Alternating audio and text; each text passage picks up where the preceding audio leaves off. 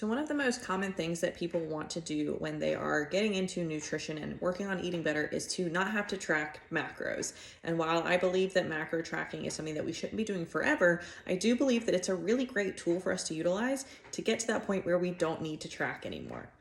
And while macro tracking may feel like it's something that's going to take up a lot of time right now, it is going to end up saving you a lot of time down the road with the education it provides you around food, portion sizes, and how to fuel yourself properly no matter what phase of life you're in. So how do we actually start macro tracking? Well, the first thing that you're going to want to do is to get a food scale. I got mine from Amazon. You can pick these up at a grocery store, Bed Bath & Beyond, or just order one off of Amazon like I did. This is going to be the most accurate way for you to start actually tracking macros. So if you are just now starting out macro tracking for the first time, a tip I can give you is to start by just tracking everything and seeing where you fall as far as calories, protein, carbs, fats, fiber intake, and so on.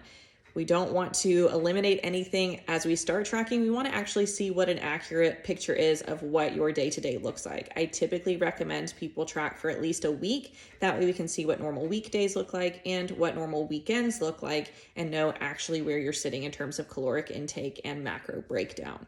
The easiest way for you to do this when it comes to building a meal or a plate is to simply just set your plate on top of your scale and then start adding your food and tear it out or zero it out as you add different types of food.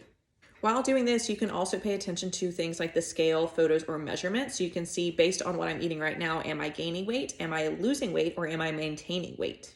So once you have that information, right, we're looking at whether we are maintaining, gaining, or losing weight, and we know where our current caloric intake lies, we can make adjustments to either increase calories or decrease calories based on our goals.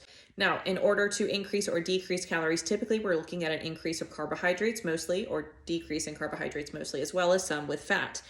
Protein is something that we typically don't want to mess with too much unless you just aren't adequately eating protein yet. If you are not eating enough protein right now, we'll go ahead and increase that. But we don't typically want to increase protein exponentially when we're increasing calories, and we don't want to decrease protein when we are going into a deficit. Starting with those basics, you have a really simple way to just start getting into nutrition and macro tracking. Again, the reason that we want to at least do this for some time is to make sure that we actually know what we're eating, what it looks like to eat 4 ounces of protein versus 6 ounces of protein, what an actual serving of peanut butter looks like, and to allow you to have that food freedom down the road.